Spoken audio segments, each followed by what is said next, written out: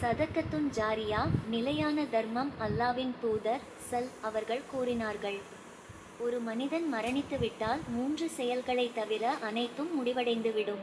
1. நிலையான தர்மம். 2. பயனுள்ள கல்வி. 3. இறைவனிடம் பிரார்த்திக்கும் சாலிகான குழந்தைகள். அறிவிப்பவர் அபூ ஹுரைரா ரலி. நூல் முஸ்லிம் 3084.